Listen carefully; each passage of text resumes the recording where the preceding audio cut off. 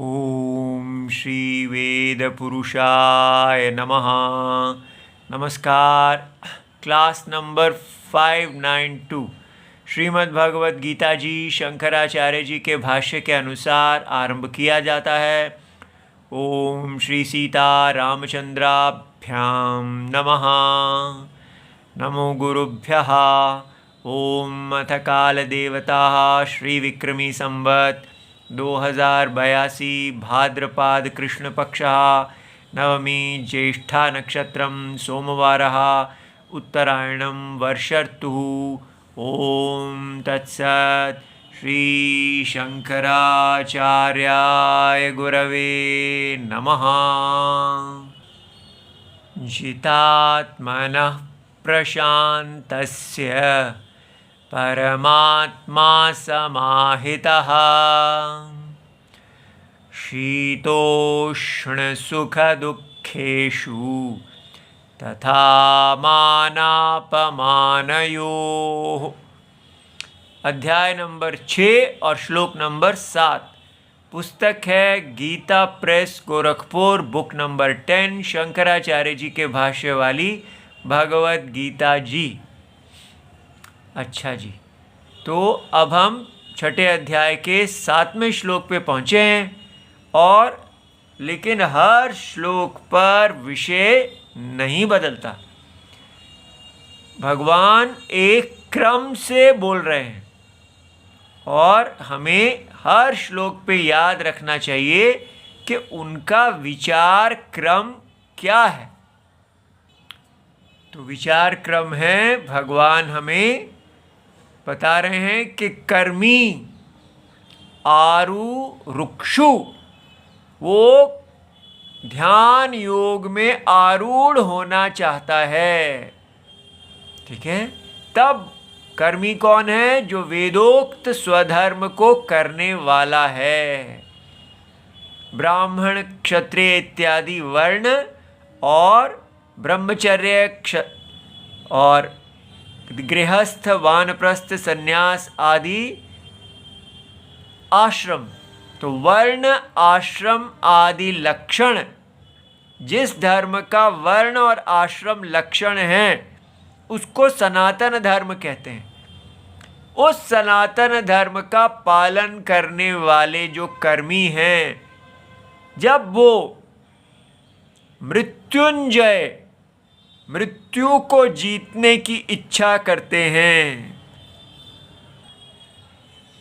तब way U turn लेते हैं लाइफ में। तो अब ये मृत्यु को जीतने की इच्छा बहुत बड़ी चीज है। इसके लिए एक बहुत गंभीर विचार करने वाला व्यक्ति चाहिए। लेकिन हमारे पास जो मन है वो हमें बिल्कुल उल्टे रास्ते पे ले जाता है। क्यों ले जाता है हमें? क्योंकि हम इस पॉइंट पे वेद चक्षु जहाँ खुलते हैं, जो विद्या हमारी वेद चक्षुओं को खोलने वाली, इस मृत्यु को जीतने के मार्ग पे डालने वाली होनी चाहिए थी, उस विद्या के विपरीत हमें विद्या मिली। क्या विद्या मिली है हमें? कि आपको इस संसार में जीतना है। किसको जीतना है? भोगों को जीतना है। ये संसार भोगों को जीतने के लिए है। और यहां क्या बताया जा रहा है कि ये संसार जो आप देख रहे हैं, ये अविद्या कल्पित नाम रूप है। क्या मतलब? कि परम सत्य का अज्ञान, lack of knowledge, ignorance of a fact, सत्य को नहीं जानने के कारण वही सत्य नाम और रूप दिख रहा है। अब हमारे अंदर इतनी योग्यता होनी चाहिए कि हम इसको पकड़ सकें कि ये संसार में, लोक में प्रसिद्ध है कि कोई जादू नहीं होता। जो व्यक्ति किसी सत्य को नहीं जानता, उस व्यक्ति को उस सत्य के ही स्थान पर नाम और रूप दिखते हैं। कैसे? जैसे अगर कोई व्यक्ति रस्सी नहीं जानता कि सामने रस्सी पड़ी है, अकस्मात ऐसे करके रस्सी पड़ी है, तो उसको भ्रम होता है और वो वहाँ सांप को देखता है, उसको दिखता है फन है, पूंछ है इत्यादि, और वो डर जाता है। और अब प्रश्न है कि वो सांप कहाँ से आ गया, वो किस चीज़ का बना हुआ है, कौन लाया उसको? तो ये सारे प्रश्न उसके लिए होंगे जो ये नहीं जानता कि अविद्या के द्वारा जो सर्प कल्पना के रूप में आता है, उसके बारे में कोई प्रश्न नहीं होता। ना वो किसी चीज़ का बना हुआ है, वो है ही नहीं, तो प्रश्न कहाँ से आएगा? प्रश्न उस चीज़ के बारे में होता है जो है। ठीक है? जैसे कोई कहे कि, तो इसलिए ये समझना है कि ये संसार जो नाम रूपात्मकम है, ये केवल उसके लिए है जो सत्य को नहीं जानता। जो सत्य को जानता है उसके लिए ये संसार है ही नहीं, वो भी नहीं है। केवल वो इस संसार के सत्य में चला जाता है। ये बात समझ में आ रही है? जिसके लिए सांप नहीं है उसके लिए रस्सी है, लेकिन जिसके लिए सांप है उसके लिए रस्सी नहीं है। ये पॉइंट पकड़ने हैं। हम अगर अपना बेसिक से आरंभ नहीं करेंगे यहाँ से कि ये दुनिया आई कैसे, ये केवल अविद्या कल्पित नाम रूप है, इसको याद करना चाहिए। अविद्या कल्पित नाम रूप या अविद्याकृत नाम रूप, इतने में ही सारी दुनिया आ गई। हर चीज एक नाम है, एक रूप है। जैसे ये पेन है, पेन इसका नाम है और ये नाम एक रूप को कह रहा है। इसके अंदर ही सब कुछ ये है। ठीक है? तो इस प्रकार सारा संसार नाम रूपात्मकम है, लेकिन ये नाम रूपात्मकम संसार अविद्या कल्पित है। अविद्या माने लैक ऑफ नॉलेज, अज्ञानम, और फिर विपरीत ज्ञानम, mistake. Lack of knowledge leads to a mistake. ठीक है? अज्ञानम विपरीत ज्ञान का हेतु होता है। इस प्रकार इतना गहरा जो सोच सके कि जैसे अज्ञात रस्सी में से सांप जैसे निकल आया, वैसे ही परम सत्य एक सत्य है जिसको हम नहीं देख पा रहे, जो हमारा सत्य है, उसको नहीं जानने के कारण, नहीं देख पाने के कारण हम अपनी मिस्टेकन आइडेंटिटी में जी रहे हैं। हम अपने आप को एक नाम और रूप समझ रहे हैं। ये नाम रूप जो है, इसी को हम जी रहे हैं।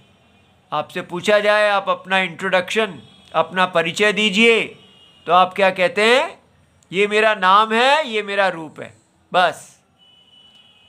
इसका पुत्र हूँ, ये नाम। ठीक है? इतना लंबा हूँ, इतना मोटा हूँ, इतना काला हूँ, इतना पुरुष हूँ, इतनी स्त्री हूँ, ये सब क्या है? अपना रूप। आप सारा अपना परिचय नाम और रूप में देंगे। ठीक है? तो ये नहीं बताएंगे कि मैं इस नाम और रूप को धारण करने वाला सत्य हूँ। आप कहेंगे मैं नाम और रूप ही हूँ। ये जो नाम रूप है, इसको हम शरीर कहते हैं। ठीक है, शरीर नाम रूप है।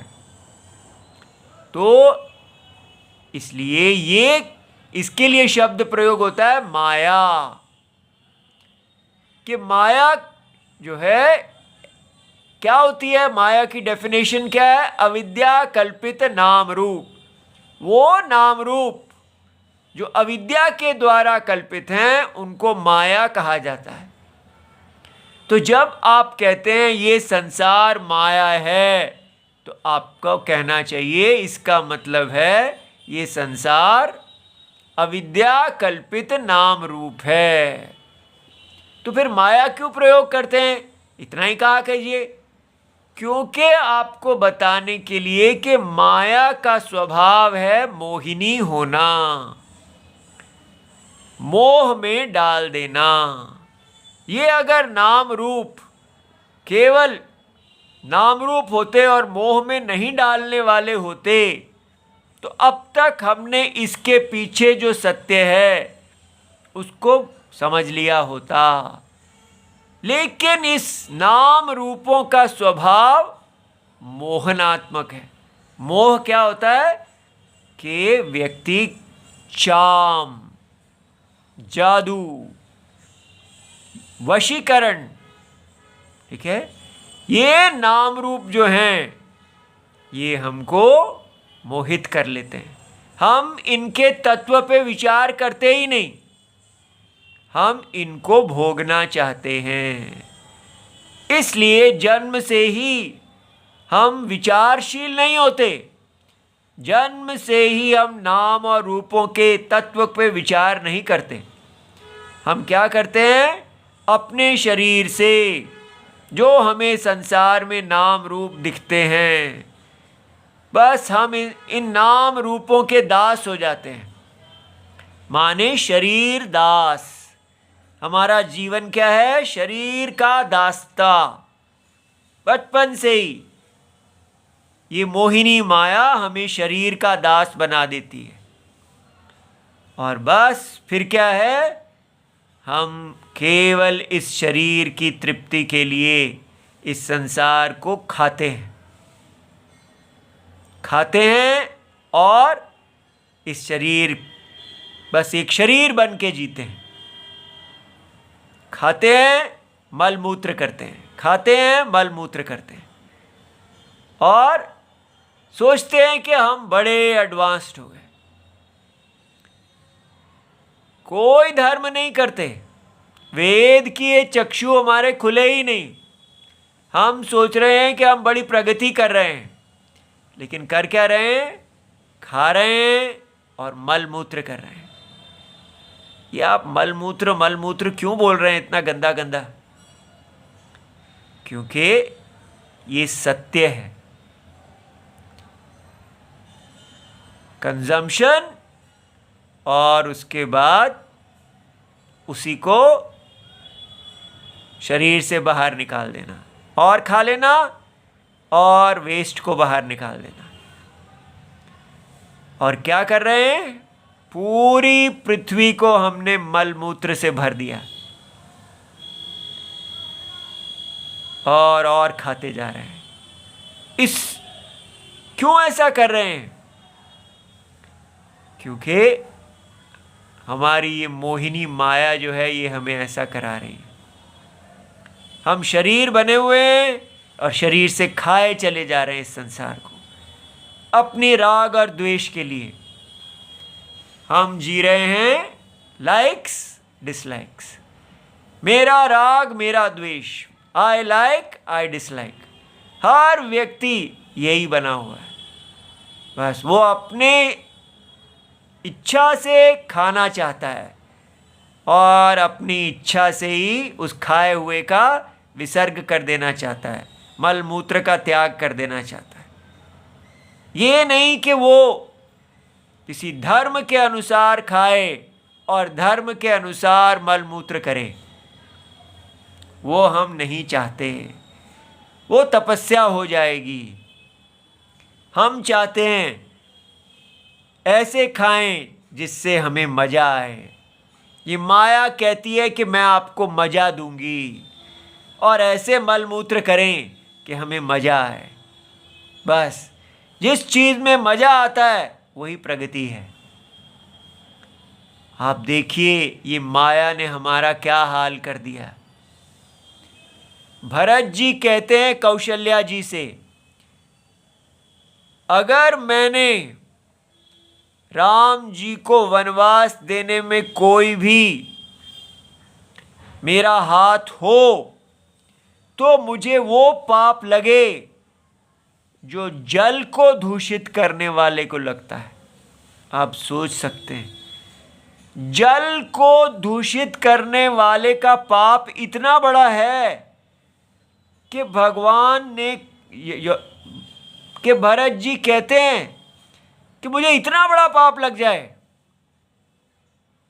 अगर मैंने राम जी को वनवास दिया हो। अब बोलिए, जैसे गो हत्या का पाप लग जाए, उन्होंने बड़े बड़े पाप जो हैं उनका उल्लेख किया।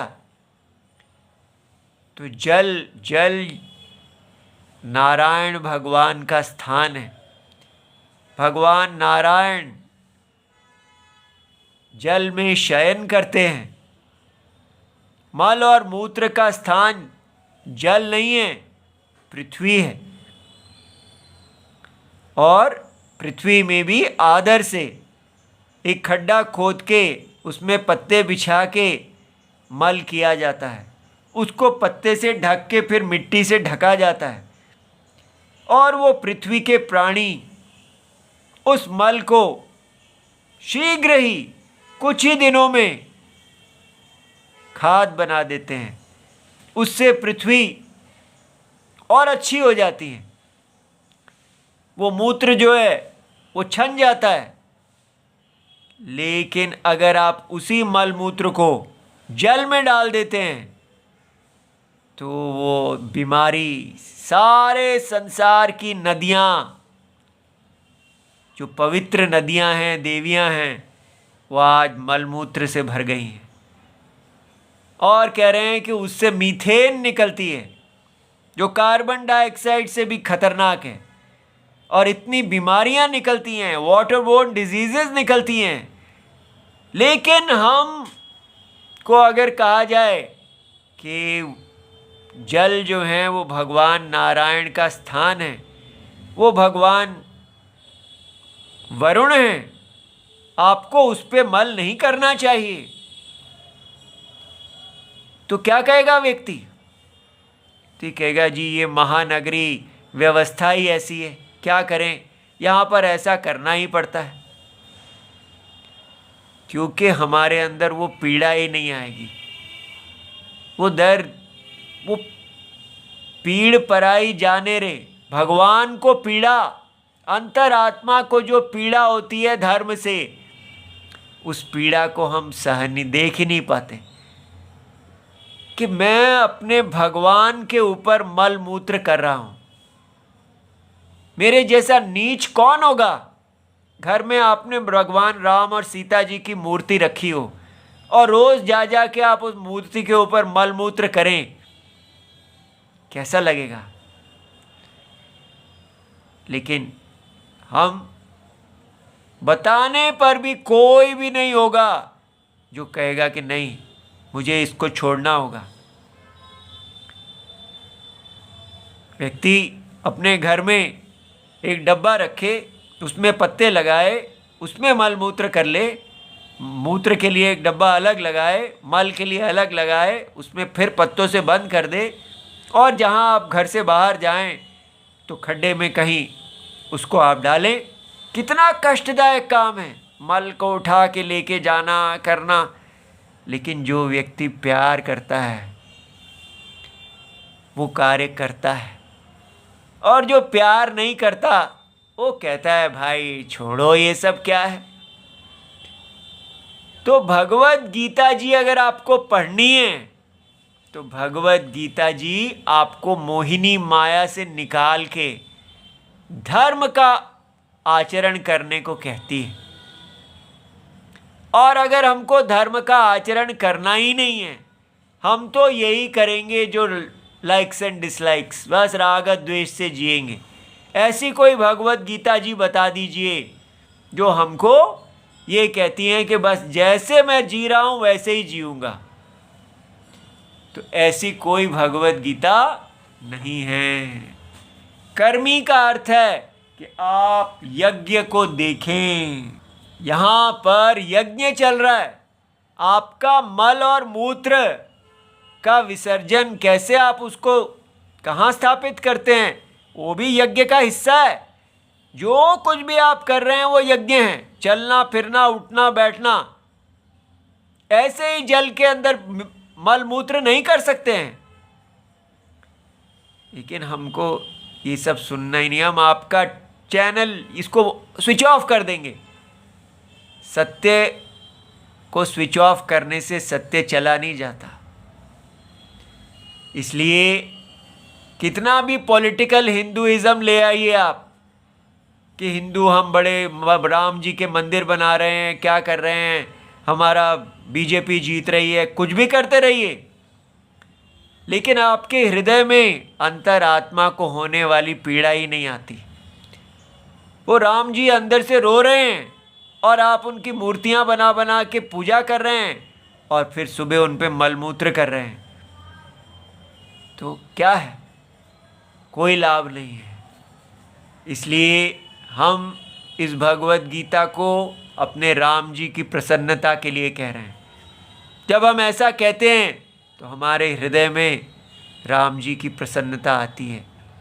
वो खुश हैं कि कोई है जो ये बताने वाला है, इतना बल रखता है, चाहे उसको कोई देखे या ना देखे।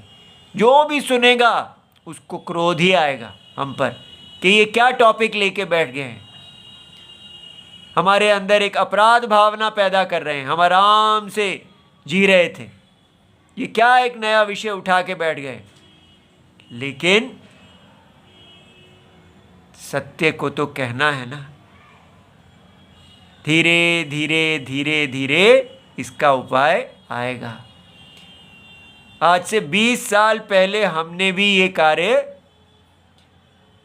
देखा था, जब पता चला कि अरे ये तो गलती हो रही है, और फिर उपाय निकाला। और अब ऐसे जैसे आपको बता रहे हैं वैसे ही हम मल त्याग करते हैं, जल में मल मूत्र नहीं करते हैं। और उससे हमारे हृदय में इतनी खुशी होती है कि मैं अपने राम जी का ध्यान रख रहा हूँ। और तो बड़े बड़े काम तो नहीं कर सकता, लेकिन इतना तो कर सकता हूँ ना।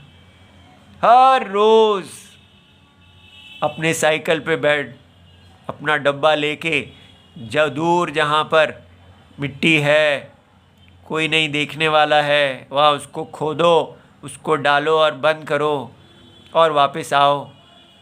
लेकिन प्यार करने वाले जो हैं वो कष्ट सहते हैं। जो कष्ट सहने कोई नहीं तैयार है वो क्या राम जी के मार्ग पे चलेगा। अब ये देखिए भगवान इस श्लोक में क्या कह रहे हैं।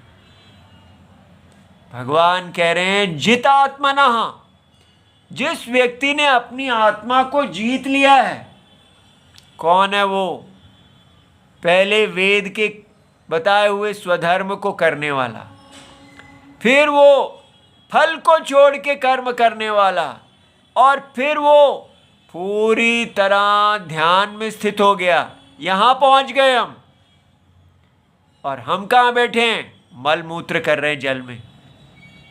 पूरी तरह में आत्मा का पता ही नहीं। पहले अपनी आत्मा से उसकी पीड़ा को देखिए। आप अंदर जाएंगे तो दिखेगा तो कितना दुख भरा हुआ है, आत्मा कितनी दुखी है।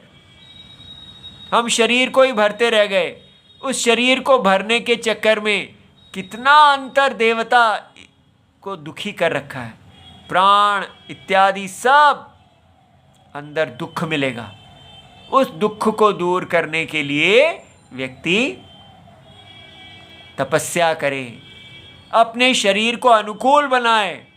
नहीं, शरीर आज से तेरा तर्पण नहीं होगा, अंतर बैठे राम जी का तर्पण होगा, धर्म का पालन होगा। ऐसा बल करे, धीरे धीरे इस पथ पे चले। ऐसे आदमी को कहते हैं जित आत्मनः। भगवान कहते हैं जित आत्मनः का मतलब कार्य करण आदि संघात, सूक्ष्म शरीर और स्थूल शरीर दोनों उसने जीत लिए हैं। इंद्रियां, मन, बुद्धि और उसका शरीर सब अब पूरी तरह धर्म के अनुकूल कार्य करते हैं। तो आत्मा जितः येन, जिसके द्वारा आत्मा जीती गई, स जितात्मा होता है। तस्य जितात्मनः, उस जितात्मा का, प्रशांतस्य, अब उसका अंतःकरण कैसा हो गया है? प्रसन्न अंतःकरणस्य, उसका अंतःकरण में एक प्रसन्नता है। तो वो कौन है? सतः सन्यासिनः। तो सत्पुरुष, ऐसे को हम सत्पुरुष कहते हैं जिसका अंतःकरण में कोई भी अब वेग नहीं उठता कि मैं अपने शरीर को तृप्त करूं। उसका शरीर पूरी तरह सीता बन गया है, शूर्पनखा नहीं रहा, और वो सीता केवल अंतरात्मा राम जी के अनुकूल धर्म अनुगामिनी हो गई है। इस प्रकार उसने हम सबको अपने इस शरीर शूर्पनखा को सीता बनाना है। ये हमारे देश में तपस्या सिखाई जाती है। तो ऐसे व्यक्ति ने क्या किया, इसका फल देखिए। परमात्मा समाहितः जितात्मनः प्रशांतस्य परमात्मा समाहितः। माने जिस व्यक्ति ने अपने शरीर को सीता बना लिया है और आत्मा को राम रूप में देखता है और सदा वो सीता राम जी के अनुकूल चलने वाली हो गई हैं, तो उसका फल क्या है? परमात्मा समाहितः, अर्थात साक्षात आत्मभावेन वर्तते इत्यर्थः। वो अपने आत्मा और शरीर में सीता राम को देखेगा। वही राम है और वही सीता है, इस प्रकार देखेगा।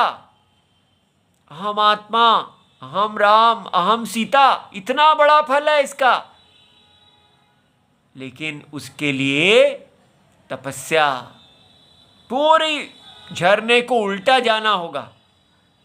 ठीक है, वो हम कैसे करेंगे? इन्हीं राम सीता की सहायता लेके। और क्या क्या तपस्या?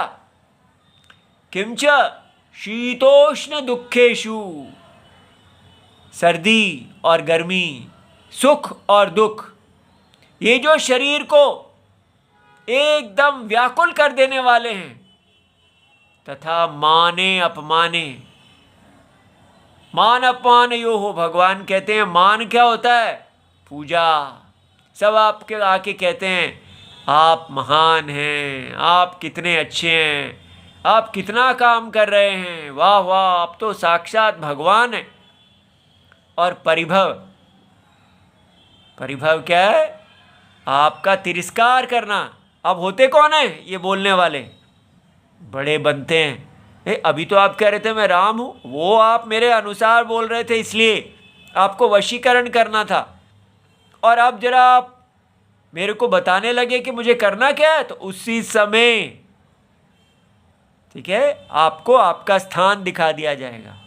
ये माया है, कभी पूजा दे रही है ताकि वशीकरण करना है, और फिर सीधा आपको नीचे गिरा देती है। तो ये हमारे व्यक्ति जो जितात्मा हो गए हैं, वो ना पूजा से ना परिभव से, मान और अपमान दोनों माया, ठगनी माया के हैं। ये शीत उष्ण दुख सुख सब जो नाम रूप हैं, ये सब ठगनी माया है। जब माया ही ठगनी है, मोहिनी है, तो उसके द्वारा बने हुए नाम रूपों से क्या दुख मानना? क्यों कहना ये पत्नी मेरे को सुख नहीं देती, ये पति मुझे सुख नहीं देते, ये बच्चे मुझे सुख नहीं देते, ये संसार मुझे सुख नहीं देते? अरे भाई, वो बने ही ठगनी माया के हैं। माया है ही ऐसी, वो अविद्या कल्पित है, तो माया से आशा रखना ही नहीं। सीधा माया के पति परम सत्य आत्मा पे जब हम आशा रख में शरण लेंगे, तो ये माया अपना शूर्पनखा स्वभाव बदल के सीता बन जाएगी। इसलिए ये असली हिंदुइज्म है। कोई आपको ये नहीं बताएगा, ये केवल राम जी आपको बताएंगे। इसलिए अंतरात्मा भगवान राम जी में अपने आप को गाड़ लीजिए, कहीं ना जाइए, अंतरात्मा में जाइए और कहिए, हे भगवान शिष्यस्ते हम, रक्षा करो भगवान, मेरी रक्षा करो, मैं अपना शत्रु ना बनूं। ये टॉपिक यही चल रहा है। आत्मा ही आत्मा का शत्रु है और आत्मा ही आत्मा का मित्र है। ये व्यक्ति अपना मित्र है। हिंदू वो होता है जो अपना शत्रु नहीं होता, जो अपना मित्र होता है, जो सदा अपने शरीर को सीता और अपने आत्मा को राम बनाने के लिए सदा तत्पर रहता है। ओम नमो भगवते वासुदेवाय। प्रणाम।